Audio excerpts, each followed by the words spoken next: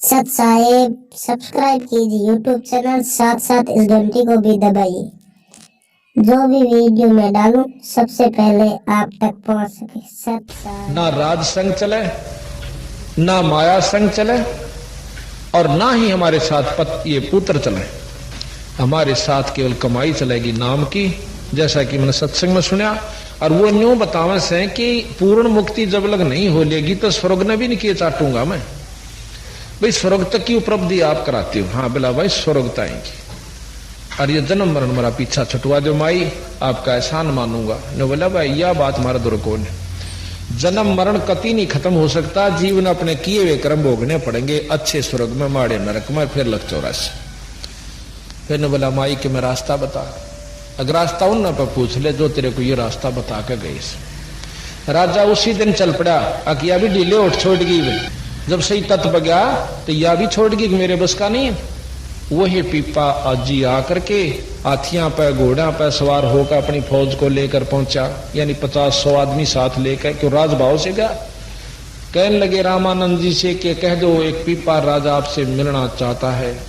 रामानंद जी उसके भी 21 पढ़े थे, ने बोले कह दे हम राज्य रुझा तो नहीं मिला करते।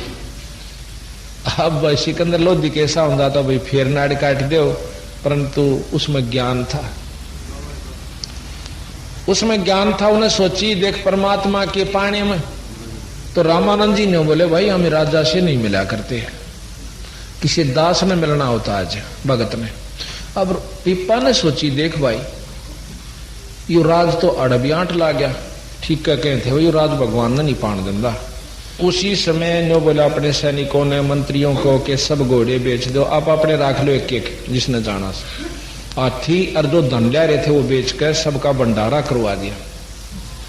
भंडारा करके फिर संदेशा भेजा कि एक पीपा दास मिलना चाहता है, और फौज और सिपाही कोई सारे भेज दिए वापिस जाओ।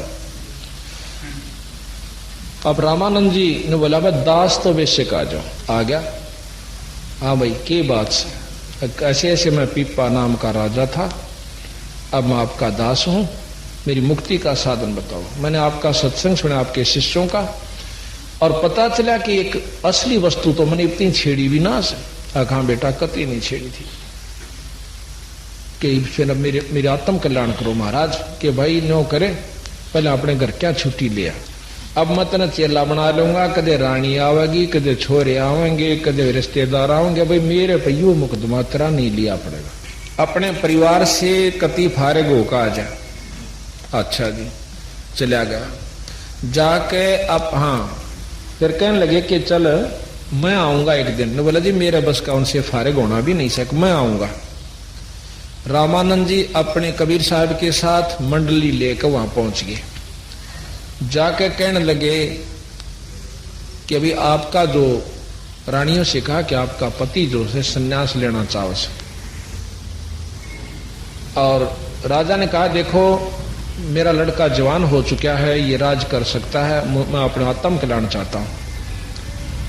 यानी महाराज ने भी कहा कि देखो भाई परमात्मा पाने का वैसे भी आपके शास्त्रों में भी लिखा है, चौथे आश्रम में भक्ति कर लेनी चाहिए, ना यू काम नहीं सापड़ा करता, खत्म होता।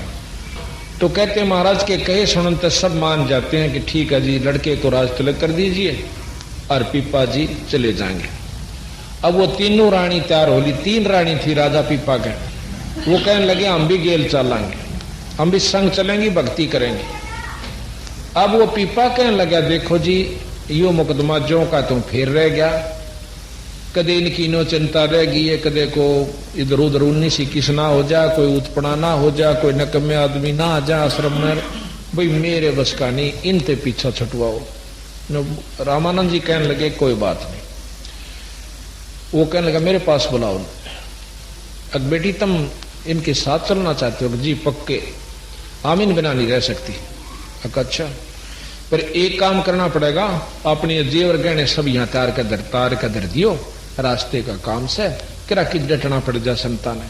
अरे को उत्पना था नहीं मारेगा, राम ने भी कुटेगा, इन्हें भी काट ले जाएगा। जाओ ये काट करो। एक सीता नाम की उनकी पत्नी थी, वह बहुत धार्मिक और साध्वी थी।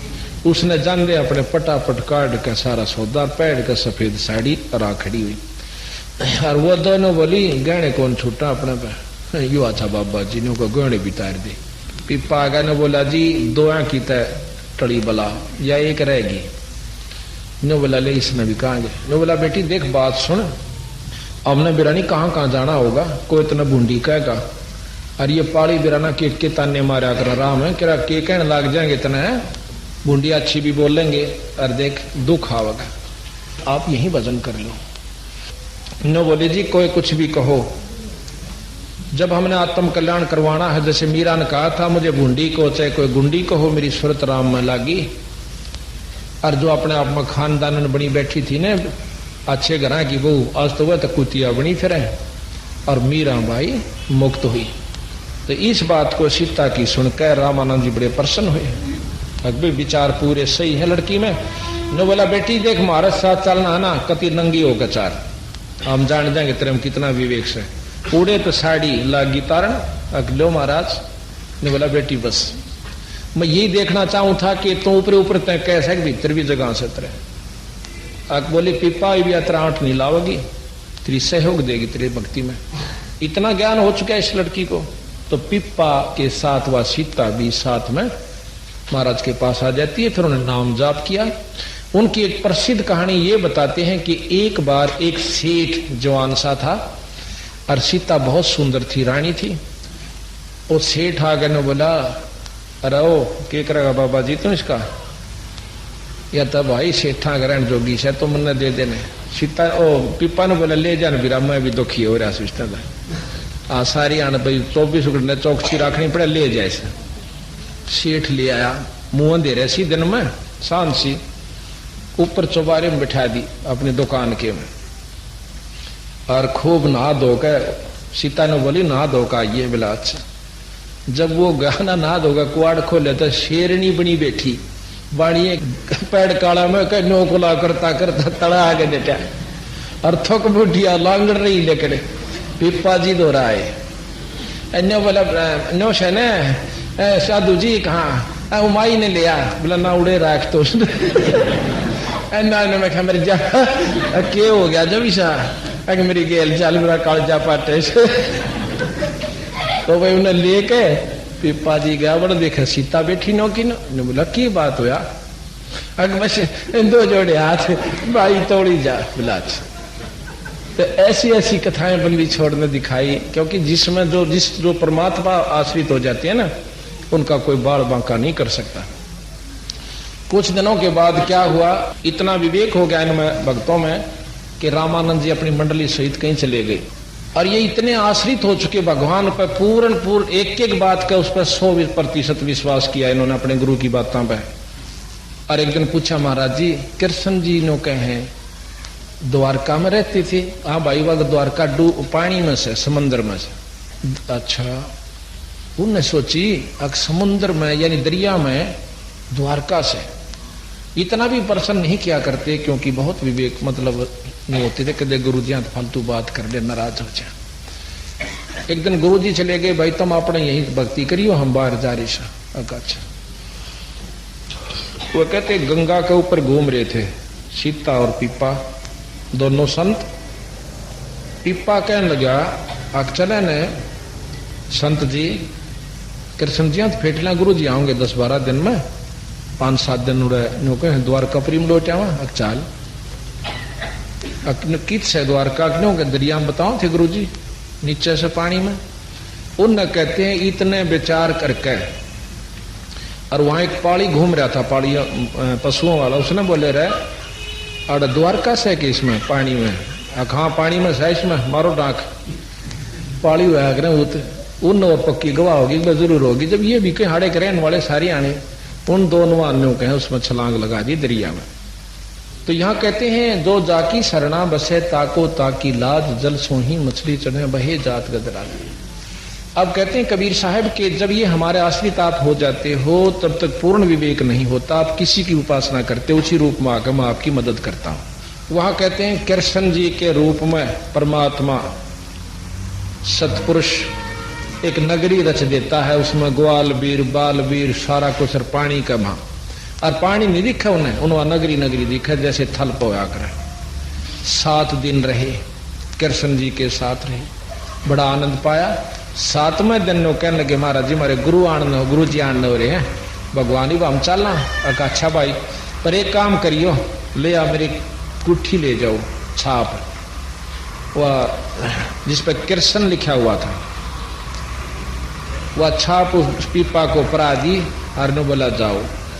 अब जब उन्होंने छलांग मारी थी, आसपास के लोगों ने देखा था, खेत में काम करने वालों ने कि एक दो भगत जो संत नदी में डूब कर मर गए। पाड़ी ने बोले रहा तेरे तो बोलते सुनो दिखे थे भाई, क्या तकलीफ थी उन्हें? वह ने बोले रहा चाड़ा कर दिया मन नहीं, ये न्यो कह थे कृष्ण जी की द्वार का पानी में से, मन ने कह दिया पानी में से मारो डांक, ये तो इतनी कही थी छलांग लागे। तो उसकी बहुत, वो जो भगत थे वो खेता वाले तो बहुत लताड़ा, उन्हें रत्न जन्म कर दिया रहे, इतना पाप कराया करें है मूर्ख ने बोला वो होगी गलती के बसावे। तो जब 7वें दिन वह निकले न्यो के न्यो, तो वो 2 दिन का समय सुबह सुबह का, और वो पाड़ी भी उड़े और वो खेताड़े भी उड़े, वो बाजे आए सारे कि महाराज आप जिंदे आगे और मरे थे कदे, अब दरिया में डूब कर नहीं मरे तुम्हें? बोला डूब कर वो मरा करे जो भक्ति नहीं करता, जो परमात्मा बासरित नहीं है वो मरा करे डूब कर। हम कृष्ण जी के पास रहे और 7 दिन रहे, और देख यह कृष्ण जी ने गुट्ठी दी मारे ताई, कहते हुआ छाप आज भी काशी में मत वृंदावन में क्या काशी पता नहीं वहां रखी हुई है। तो बात यह है कि जब हम जिस पर आश्रित हो जाते हैं इतनी उनके अंदर भक्ति हुई। आप शब्द सुना करो कि पिपा दरिया में कूद गया कैसी करी ढठाई, वो नरपाड़ा जीत गए जिन सरदड़ की बाजी लाई। तो इस प्रकार या बंदी छोड़ कहते हैं कि विश्वास, जैसे हमने पहले दूसरे दिन बताया था आपको, विश्वास ऐसा होना चाहिए। अजा मेल कद आरती कीनी पीपा पतरे बांचे, और सदना गढ़ कद रहे जनेऊ झांझ पीठ कद नाचे। अब सदना जी के बारे में आपको थोड़ी सी जानकारी दे। सदना एक कसाई था, सदन कसाई। अब कबीर साहब कहते हैं कि ऊंच नीच कर जन्म लेवे रहे संत का संत, जिसकी पिछली कमाई है वो कितना पैदा हो ले उसके लक्षण उभरे बिना नहीं रहा करते। एक दिन सदना अपने किसी काम वश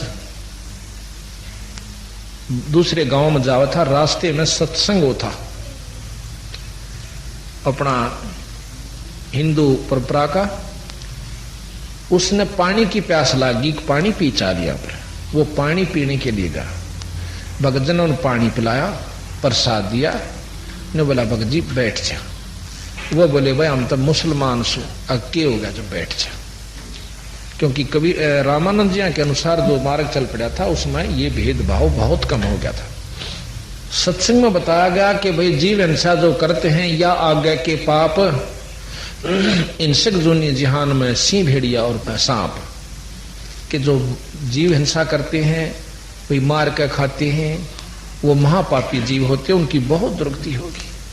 अदले बदले लेखे लेखा समझ देख सुन ज्ञान विवेका, कि ये आप अगले जन्म में भाई जो जैसे आज बकरे मारस है तो वो बकरा होगा और वो आदमी बन जाएगा बकरा। अगले जन्म में वो इस तरह अदले बदले चलते रहेंगे भाई, बहुत बुरा काम से, और नरक न्यारा। अब आत्मा बहुत प्रबल थी, यानी उसकी बहुत परमात्मा को चाहने वाली थी सदना की, पर आज तक ये सुनी तो ना थी उन बात। नमाज पढ़ा करते, जब सांध न खा लेते वही मांस खाया करते, पर ये सत्संग नहीं सुना इस तरह। वो तो सत्संग समापन के बाद उस संत के पाया में पड़कर रोन लग गया। ने बोला महाराज जी मैं पापी जीव सू, की बात है मुसलमान हो जाती से की हो गया? फिर अगर मैं बहुत पाप कर लिए, मेरा उद्धार हो सके? खूब हो सकता है। उद्धार जब होगा जब आप मेरी बात न मान लोगे। मान लो अक भाई बकरे काटने छोड़ दे। ने बोला जी देखे इतना गरीब हूं, अगर आज नौकरी छोड़ दी ना तो मैंने रोजी रोटी मेरे बच्चा ने नहीं, ये मैं छोड़ नहीं सकता। तने बोला पहले छोड़ने पड़ेंगे। अकबर नहीं छूटे महाराज जी, इब्बा नहीं छूटे। तो एक काम करिए भी रातों प्रण कर ले कितने जीव मारेगा, उस तो फालतू बकरे ना काटिए। अगर नहीं काटू ये बोली अगे आज तो कि जितने कहेगा ना उतने कह ले। उसने सोची रोज के 10-15 5 कटने से तो न्यो कह दे महाराज जी 100 तो फालतू नहीं काटूंगा। ने बोला जी 100 तो फालतू नहीं काटूंगा। अका अच्छा भाई ठीक से अपने डटिए वचन पे अग डट जाएगा, या पक्की वाली अड़त नाड़ उतर जाएगी पर मैं आगे नहीं बढ़ूंगा। बोला ठीक से। एक दिन क्या हुआ, नवाब का शादी होगी, वो नौकरी किया करता था किसी कसाई का, और फिर मांस भी बेचन जाया करता उसी का, कसाई का, जो मतलब काट कूट के कुछ तो वहां बिक जाता, कुछ बार बैठ के बेचा करता। तो यहाँ एक दिन 100 बकरे कट गए, नवाब का शादी थी, 100 कट गए, कति दिन छिप गया। और भाई फिर उस मालिक ने भी कह दिया भाई धो दे अपने बर्तन वर्तन रास कर वर्ष और कर लिया रहा। उसने बस शुक्र मनाया, है परमात्मा तो इज्जत रखनी से, आज तो नाश हो गया था बात का। इतने में कहते हैं एक बहुत बड़े व्यापारी बनकर खुद परमात्मा आ जा, बहुत बड़ा व्यापारी बनकर न बोला भाई सदना के मालिक तो अब भाई कल मुझे 50 बकरे, और फिर ऐसा है कि हर हफ्ते के अंदर मैं 50 बकरे आपसे ले जाया करूँ। तो उस जो इतना बड़ा व्यापारी होता है उसका मालिक उसके चौगर देकर घूमा है, आओ महाराज रोटी खानी है भाई, भोजन खाए बिना ना जाना नहीं दो, अखा रोटी तो खाऊंगा। तो बोला रहा सदना, वो सदना, खा महाराज, हाँ स्वामी जी। अक भाई नौकर एक बकरा काट दे शेर दी। अब उन्होंने बोला जी बकरा तो ना काटो। नो बोला मरडे तो आज मुश्किल थे तो इतना बड़ा गाग ठा ना काटो, नौकरी किसकी करे तेने बेरा है ना। अक महाराज उसने सोची क्यों खाम खा इसके मुंह लग गया, अरे यो मनमाना ऐसा काम से इसका तो किरा के कर देगा। उसने सोची क्यों ना करी, अपने ठाक कर चाल पड़ा। उसने सोचा कोई अंग काट ले बकरे का, बकरे ना मारिए, गुरुजिया का प्रण भी रह जाएगा, एक आदमी का भोजन हो जाए। तो वहां जाकर उसने बकरे के नड़े काटने चाहे, कर्द ठाइए थी, इतने बकरे मां का परमात्मा ने आवाज दी रह